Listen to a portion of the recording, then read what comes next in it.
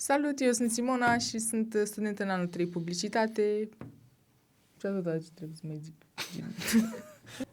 Salut, bine ați venit la primul episod din seria de podcasturi How to FSPAC, o serie de podcasturi dedicată viitorilor studenți din cadrul Facultății de Științe Politice, Administrative și ale Comunicării, deci implicit elevilor care vor vrea să vină în comunitatea noastră. Vom vorbi un pic despre ce înseamnă facultatea noastră, despre comunitatea din FSPAC, despre viața de aici extracurriculară și curriculară din facultate și, evident, ulterior vom trece la primul departament, la Departamentul de Comunicare, Relații Publice și Publicitate, după care în următoarele episoade vom vorbi despre alte departamente din cadrul facultății. Mulțumim mult, Georgiana, că ești alături de noi. Știm că tu ocupi și o poziție de reprezentare în facultate și înainte de asta ești și student în cadrul facultății la publicitate anul 2. Bine v-am găsit! Eu sunt Georgiana Caba, într-adevăr sunt studentă la publicitate în anul 2, sunt reprezentant de an pentru anul meu, sunt și student consilier pe Departamentul de Comunicare, Relații Publice și Publicitate și sunt și student cancelar. Îmi face o deosebită plăcere să fiu aici și mulțumesc de invitație și sper să fiu de folos cu informații pentru viitorii boboci FSPAC. Mulțumim tare mult! Salut, eu sunt Simona, studentă în anul 3. Sunt de părere că acum că se apropie și licența și că am trecut prin toată experiența facultății, pot să dau așa o părere despre ce a însemnat FSPAC pentru mine și să vedeți îndeaproape perspectiva unui student în an terminal. Super! Okay. Dacă ești interesat să primești un goodie bag FSPAC, rămâi până la final pentru că am pregătit o surpriză. Cred că ceea ce vor să afle liceenii și implicit viitorii studenți e efectiv parcursul. Cum dai admiterea la FSPAC, ce înseamnă programul, adică ce materii studiezi, ulterior ce oportunități ai și așa mai departe. Și cred că ar trebui să vorbim, să povestim despre cum vi s-a părut procesul de admitere la FSPAC în general, nu neapărat în cadrul departamentului și ulterior, pe scurt, ceea ce prezintă facultatea în sine ca ofertă. Păi, având în vedere că procesul de admitere este universal la toate departamentele, consider că a fost unul ușor, adică am avut în prima fază de redactat o scrisoare de motivație în care a trebuit să mă prezint, să spun ce activități am făcut pe parcursul liceului, ce mă reprezintă, ce mă pasionează. Asta a fost primul pas, după care a fost pe dosar și s-a luat în considerare imediat de la BAC. Deci a fost destul de simplu, nimic complicat, niciun stres. Bun, deci practic în FSPAC avem un proces de admitere bazat pe media de bacalaureat, există evident și niște criterii de partajare, dar un lucru esențial care cred că ar fi bine de știut în cadrul liceenilor, există și un concurs de admitere în cadrul departamentului. Simona, poate știi mai bine, cred că tu ai fost una dintre participantele din cadrul concursului de admitere. De preadmitere, să zicem așa.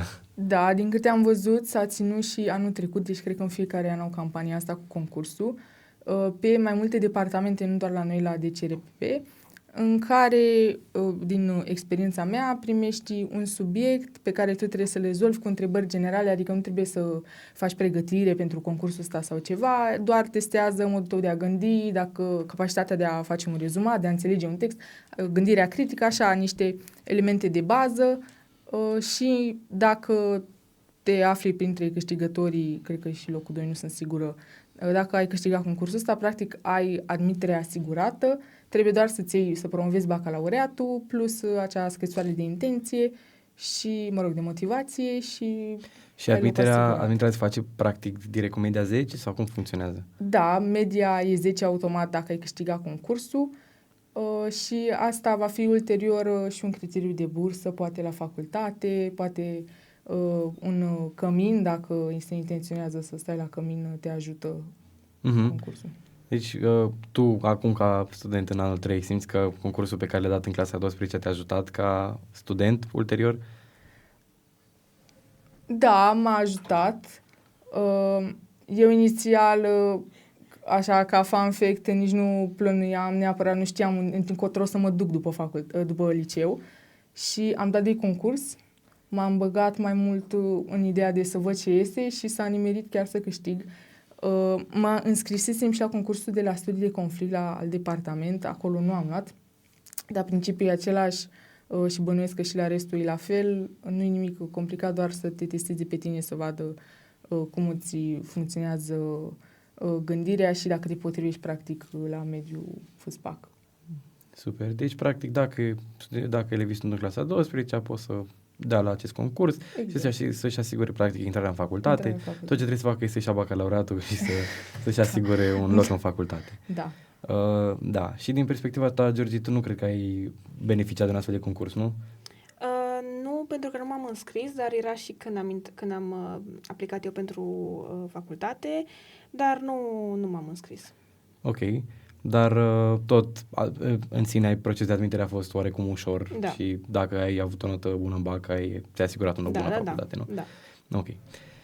Da, procesul de admitere și din punctul meu de vedere cred că e destul de ușor, nu e cu admitere, adică nu trebuie să te pregătești ca la medicină și așa mai departe, dar oportunitățile sunt mari.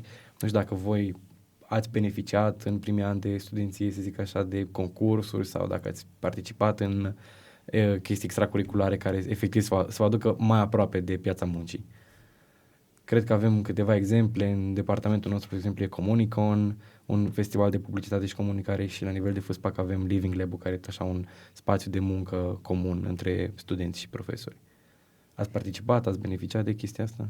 Da, eu nu am participat în primul an la Comunicon. Comunicon este un concurs pe întregul departament unde vin firme reale din Cluj-Napoca care vin cu probleme cu care ei se confruntă pe partea de comunicare, iar noi, în echipe, trebuie să rezolvăm problemele respective și să aducem soluții concrete și să le și argumentăm. Cum spuneam, în primul an nu s-a organizat când am fost eu boboc, dar am participat anul acesta și a fost o experiență foarte interesantă și frumoasă în același timp, pentru că am avut șansa de a interacționa direct cu un brief, adică să văd efectiv ce au ei nevoie, ce resurse au și așa mai departe. Și da, am avut parte de competitivitate, am avut parte de toate sentimentele astea care îți dau așa un push să poți să rezolvi problemele lor și a fost pe total o experiență bună. Nu am câștigat, dar am câștigat experiență și asta cred că este important la finalul zilei. Super, tu, Simona, oare ai participat? Cum ți s-a părut dacă ai fost înscrisă? Am participat și eu chiar la prima ediție în anul întâi și cum spunea Georgiana, mi se pare important că și dacă nu câștigi, totuși ai o experiență valoroasă de pus în CV și totuși ai un contact direct cu oamenii care viitor poate să fie chiar angajatori. Ok? Da. Sau... Eu țin minte că în anul întâi toată lumea era puțin confuză pentru că abia a intrat în facultate, poate consider că nu știi atât de multe lucruri, însă cu toate astea am câștigat prima ediție la compania pe care noi am primit-o la momentul respectiv. După, în anul 2, cum a spus și Georgiana, practic nu s-a ținut și anul acesta am participat din nou, am câștigat și anul acesta. Și ideea este că depinde de compania pe care o primești, poți chiar să primești un job, un internship, premii în produse sau în servicii, depinde ce oferă, adică chiar ai de câștigat pe toate părțile. Super, deci deja ne apropiem oricum de departamentul nostru, să înțeleg că această competiție face parte din departamentul de comunicare, relații publice și publicitate, dar cred că se pot înscrie și restul departamentelor, gen media digitală, jurnalism, nu? Cred că e da. un mix de echipe și vi se pare că v-ați apropiat de mediul efectiv de muncă, mediul real, adică noi în facultate evident facem cercetare, facem partea academică, dar simțiți efectiv că ați avut contact direct cu piața muncii și vedeți cum e acolo să muncești cu oamenii din domeniu? Eu personal consider că da, adică e totuși o diferență față de exercițiile fictive pe care le facem la cursuri. Ai contact direct, ai presiunea directă că știi că lucrezi cu un om real și rezultatul tău chiar contează dincolo de exercițiu în sine. Cumva ești mult mai implicat, mai dedicat și până la urmă dacă prezinți ceva chiar foarte bun, s-ar putea să apreciezi munca ta și să ai un job după și cu toții ne dorim asta la final de facultate, să Ați avut oare colegi sau oameni pe care cunoașteți din competiția asta care s-au ales cu un job sau cu o oportunitate de muncă? Da, Da. Ok, deci există și această revendicare, să zic, după concurs. exact. Super. Și din punctul meu de vedere, cred că e foarte oportun. Odată ce vii la facultate, cred că interesul tău este să-ți găsești un loc pe piața muncii. Cred că departamentul în sine și facultatea ne ajută în direcția asta.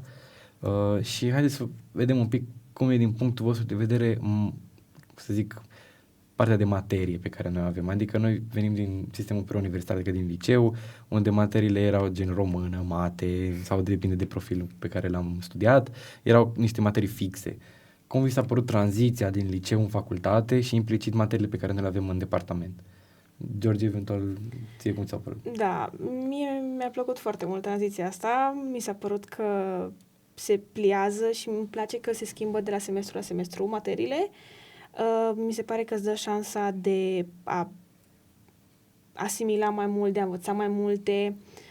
Într-adevăr, nu avem materii ca la liceu, nu mai te confrunți cu română, fizică și așa mai departe, dar asemănător liceului și la facultate, ca la orice altă facultate, nu doar la FSPAC, avem și materii, să zic așa, puțin mai plictisitoare, mai ales în primul an și în primul semestru.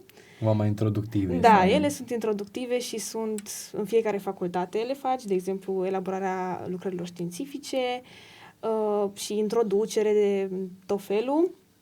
Dar după ce treci de ele, îți dai seama că intri în pâine, deja din anul 2, cel puțin la noi chiar am intrat în pâine și e foarte fain că și profesorii noștri sunt din câmpul muncii și atunci ei vin cu experiențe reale, cu ce s-au confruntat ei și poate să-ți dea un foarte bun și important feedback pe tot ce lucrezi și pe tot ce faci. Și e un lucru foarte comic, partea de opționale. Țin minte că în liceu și poate ați avut și voi aceeași experiență, opționalele erau predefinite, știai ce o să faci pe partea de opțional. Cum ați reușit să decideți opționalele sau dacă vi se pare că sunt atractive la nivel de FSPAC? Acum, tu, Simona, fiind anul 3, poate ai avut mai multe șanse să îți alegi un opțional. Care a fost procesul? Care e faza cu opționalele astea? Mie mi se pare foarte faină și interesantă ideea asta de opționale, pentru că în sfârșit ai și tu oportunitatea de a-ți alege propria direcție și propriile subiecte de interes și în cea mai mare parte m-a influențat părerea celor mai mari, pentru că la rândul lor au trecut prin asta și cumva mereu am căutat informații de la ei să văd cam ce se predă, ce mi-ar plăcea mie să studiez, cumva să aleg chiar să fac ce-mi place. Da, opționalele chiar mi se par că sunt utile. Din nou, anumiți profesori ne pot prezenta anumite proiecte din afara facultății la care putem participa și automat, pe lângă că ne adăugăm ceva în portofoliul nostru personal, poate din nou acolo găsim o persoană de contact în care ulterior ne putem angaja, adică se oferă și prin opționalele astea diferite medii în care poate pot face practica sau din nou oportunități pe mai departe. Da, deci ca să înțeleagă și colegii noștri de acasă din liceu, avem cumva un trunchi comun pe care le studiem, cum ziceai, niște materii introductive pe care trebuie să le facem ca să înțelegem domeniul ăsta, pentru că nimeni nu face nicio comunicare și publicitate. Și ulterior niște opționale pe care putem să ne alegem noi domeniul în care vrem să ne aprofundăm studiile. Și ziceai, Simona, de practică. Da. Știu că în planul nostru de învățământ, adică în ceea ce facem noi 3 ani de zile, avem și 3 semestre de practică. Care a fost procesul vostru? Ați avut contact acolo direct cu piața și dacă vi se pare că e oportun ca student, ca viitor om din piața muncii să ai practica asta? Eu știu că inițial eram foarte speriată cumva de ideea asta de practică, că dacă nu-mi găsesc ce fac, unde mă duc, mi se pare că într-un final tot îți găsești ceva de făcut. Fie că întrebi un profesor sau spune că are un anumit proiect în care dacă te implici îți poți acoperi orele de practică, fie că poate reuși să ai un internship, să te angajezi într-o companie. Fiecare, cred că la final de semestru își va termina practica. Și pe anul trecut, cred, nu sunt sigură, tot așa mi s-a prezentat la un opțional, un proiect extracurricular care a fost foarte interesant. pentru că e în zona pe care vreau să merg eu mai departe și automat mi s-a părut tare că pot să-mi acopăr și practica și cumva să intru și mai mult în domeniul pe care vreau să-l urmez după facultate. Super. Din perspectiva ta, George, cum a fost? Eu am făcut până acum doar un semestru de practică. Ok. Ăsta e al doilea meu semestru în care trebuie să fac practică. Ce mi se pare foarte fain la FSPAC e că în cadrul competițiilor, cum ar fi Comunicon sau Living Lab sau mai sunt multe alte competiții, cum este Arena Binelui, poți să-ți acoperi practica de pe un semestru, pentru că, practic, tu în cadrul competițiilor respective lucrezi, muncești, depui efort exact ca și cum ai merge să faci, nu știu, o săptămână să lucrezi pentru o agenție sau așa mai departe. Deci asta mi se pare foarte, foarte mișto că ai și oportunitatea asta, plus facultatea, în caz că nu poți să-ți găsești tu loc unde să faci practica, îți oferă ei diferite oportunități persoane de contact ca să poți să acoperi și partea asta. Deci e mult mai diferit față de liceu, unde tot era teoretic. Ajungem la FSUPAC, la Departamentul de Comunicare și Relații Publice și avem efectiv șanse reale de a aprofunda teoria în practică, efectiv. Super. Și cred că un lucru foarte important e, cum zicea și Andreea, că noi nu facem comunicare și publicitate în liceu și așa mai departe, ca liceenii să înțeleagă efectiv, ce facem aici, ce comunicăm, ce publicitate facem, adică cumva să facem, cred că e bine de înțeles diferențiarea de faptul că nu facem jurnalism, adică nu suntem reporter, nu lucrăm pentru ProTV, ci efectiv studiem zona asta de strategie publicitară și cei de la comunicare fac mai multă comunicare de criză, adică efectiv ceea ce o firmă comunică sau ceea ce un brand e prin definiție, noi studiem aici. Și evident, am punctat și adineauri că avem niște materii comune, gen introducere în comunicare și relații publice, unde efectiv studiem fenomenul comunicării și cum e văzut el în istorie și așa mai departe, dar avem și niște materii nișate. Am vorbit despre opționalele pe care noi le alegem efectiv cu buna voia noastră, adică noi bifăm acolo în platformă ce ne alegem și aș vrea să vă întreb din punctul vostru de vedere care e materia voastră preferată și unde vi se pare că ați putut să vă conectați cel mai bine cu domeniul ăsta și poate încercați și voi să definiți publicitatea sau activitatea departamentului nostru cu cuvintele voastre. Vrei să faci parte din familia FSPAC mai repede? Lasă o curiozitate sau o întrebare în comentarii și poți câștiga un goodie bag FSPAC. Ok, Georgie, încep tu.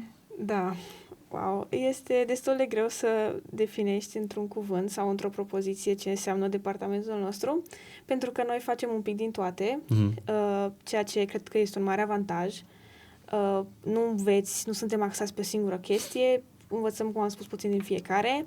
Ca să răspund la întrebarea care a fost materia mea preferată sau care este, foarte greu de spus, în fiecare semestru găsesc ceva ce îmi place, dar de semestrul ăsta, uite, de exemplu, îmi place atelierul de gândire creativă și copywriting și semestrul trecut mi-a plăcut un opțional mult de fotografie în publicitate, unde am luat contact cu briefuri reale și noi, de exemplu, noi am făcut o campanie pentru brandul Gucci, dar da, este interesant, iar pe partea de ce facem și ce studiem, cum am zis, un pic din toate, învățăm să facem reclame, învățăm să manageriem și noi puțin mai puțin ca cei de la CRP, dar învățăm și noi să manageriem situații de criză, de conflict, învățăm să fim imaginea unui brand, adică noi creăm un brand la un business și asta este foarte important. Practic, noi suntem imaginea unei persoane, a unui brand, noi reprezentăm în fața lumii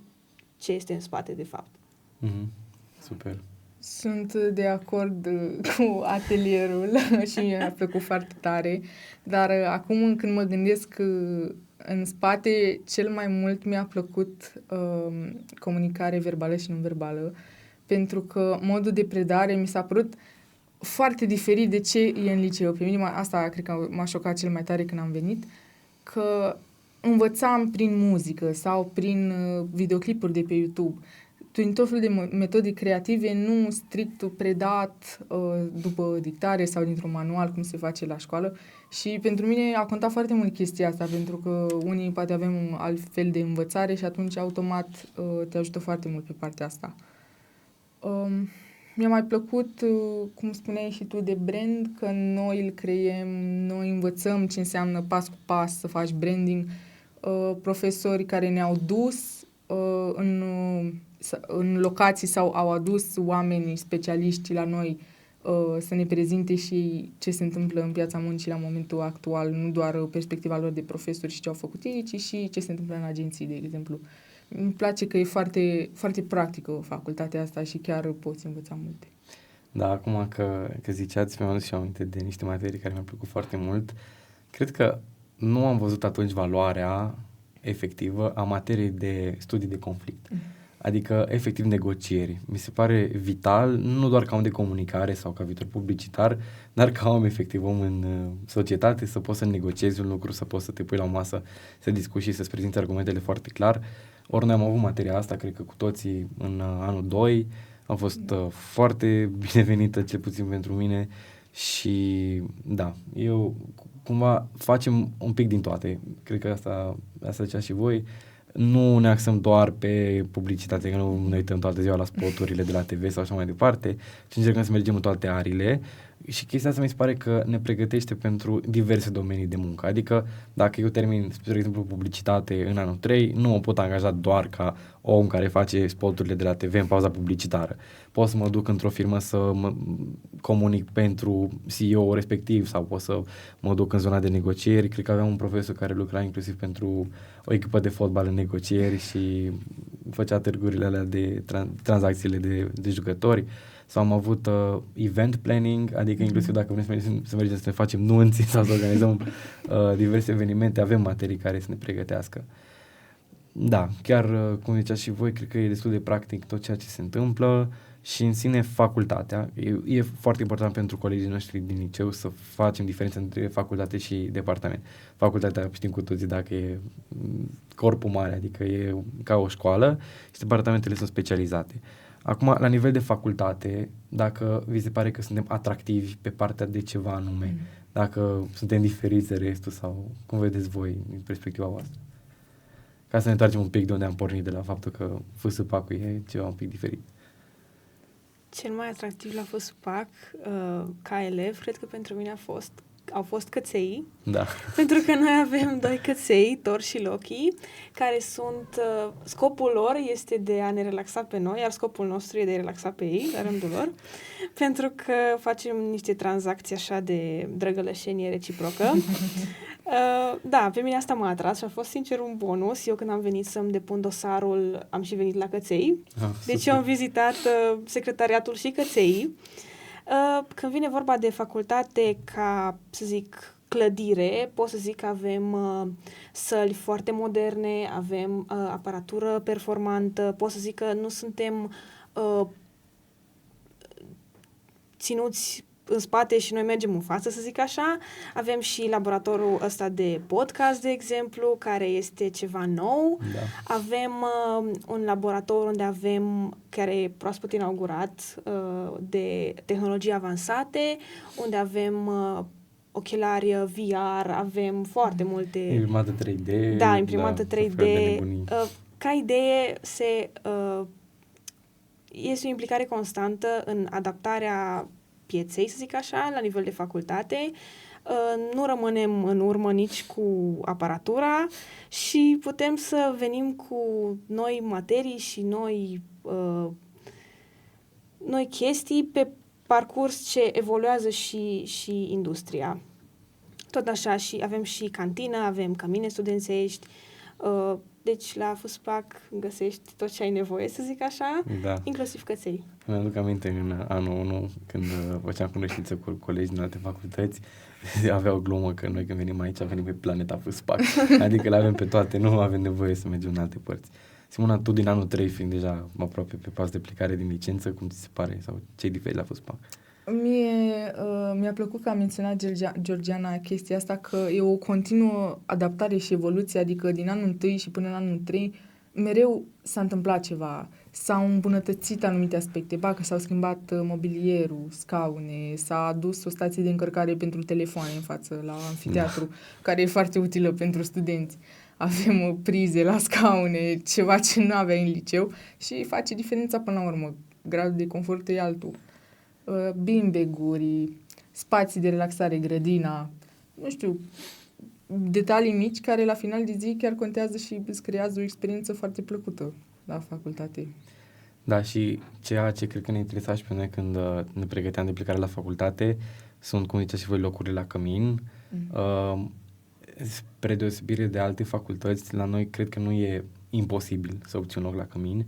Cu siguranță notele cele mai mari primesc un grad de confort mai mare și dacă ai o notă un pic mai mică primești un grad de confort mai scăzut, dar cred că efectiv locul la cămin e destul de, să zic așa, ușor de primit, chiar dacă nu în prima etapă, în a doua sau la redistribuție și așa mai departe. Și cred că e foarte important și faptul că dacă studenții sau, mă rog, elevii vin din medii defavorizate, există o felul de reduceri de taxă, la cămin, spre exemplu, ai diverse forme de gratuitate, poți să nu plătești nimica și la final zici dacă plătești, e de fapt maximul taxei 240 de lei pe lună în Cluj-Napoca, deci cred că și acolo e important. Da, dacă ar fi să le sugerați ceva elevilor ca un sfat pentru pregătirea la FUSPAC sau pentru clasa 12, ce ar fi? Eu le-aș sugera să se pregătească la bacalaureat, pentru că o notă mare în bac îți poate asigura loc în cămin, îți poate asigura bursă, îți poate asigura loc la buget, în primul și în primul rând, și este destul de important în economia actuală să profiți de toate chestiile astea pe care ți le oferă facultatea și universitatea. Iar pe partea de FUSPAC, mai aprofundat să zic așa, le recomand să își lase creativitatea să zburde pe planeta FUSPAC, pentru că este foarte important și în departamentul nostru ai nevoie de creativitate, nu poți să ai o gândire, să zic așa, fixă, matematică cumva neapărat, trebuie să ieși un pic din normal, din uzual, din, să zic așa, trebuie să gândești un pic outside of the box. Și asta este foarte important la FUSPAC și la FUSPAC se îmbrățișează foarte mult chestia asta. Eu aș vrea să spun ca cei de acasă să nu înțeleagă cumva greșit că dacă ești pe profil real nu ai ce să cauți la facultate. Eu am terminat profil tehnologic, tu din câte știu profil real, da, și eu pe Mate-Info și da. Așa că e loc practic pentru toată lumea dacă ești pasionat de sfera asta de comunicare, dacă ai o gândire creativă, poate vrei să faci ceva pe partea de imagine, grafică, dacă îți place să lucrezi în echipă, pentru că avem foarte multe proiecte în echipă, consider că locul tău e la FUSPAC. Da. Și cred că foarte important e pentru liceeni să înțeleagă că dacă vei la publicitate nu înseamnă că desenezi non-stop. Mai degrabă nici nu cred că o singură materie am avut de Photoshop, în rest lucrurile sunt mult mai în zona de comunicare și de strategie, ceea ce e foarte important. Da, și eu le urez mult succes colegilor de acasă în pregătirea pentru bacalaureat. Dacă aveți întrebări, sincer, eu vă recomand să urmăriți pagina FUSPAC și cred că și colegii mei vă îndeamnă la același lucru. Acolo postăm sau se postează diverse informații. Avem și ziua porților deschise, puteți să veniți să vedeți căței, păsări și lochii, sările și așa mai departe. Vă mulțumesc mult de tot pentru prezență, mulțumim, Georgiana, că ți-ai rău din timpul tău să fii cu noi. Mulțumesc de invitație. Mulțumesc mult. Noi am fost 3 studenți din cadrul Departamentului de Comunicare, Relații Publice și Publicitate, DCRPP, din cadrul Facultății de Științe Politice, Administrative și ale Comunicării, FUSPAC, evident din cadrul UBB, în Cluj-Napoca. Nu uitați de surpriza pe care v-am pregătit-o, lăsați un comentariu și puteți câștiga un goodie bag FUSPAC. Da. Mr. Juvel la butoane. Facem niște tranzacții așa de drăgălășenie reciprocă.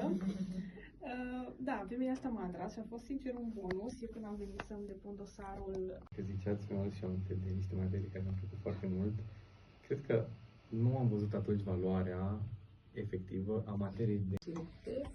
în care, din experiența mea, primești un subiect pe care tu trebuie să le rezolvi cu întrebări generale, adică nu trebuie să faci pe... Am văzut, s-a ținut și anul trecut, deci cred că în fiecare an au campania asta cu concursul.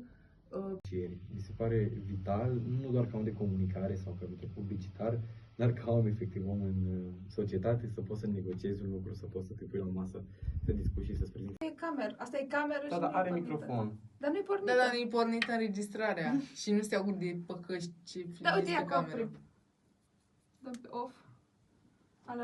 La. Mă auzi? 1, 2. Mă auzi? Te aud. 2-0. Mă auzi mai tare? Ale bine? noastre sunt oprite, Da. gen. Microfoanele noastre sunt. No, și din cameră ai tu adaptor? Am adaptor, dar nu reușesc să bag. Dă încoace. Ia vezi dacă mere așa. Nu știu dacă trebuie băga până la capăt.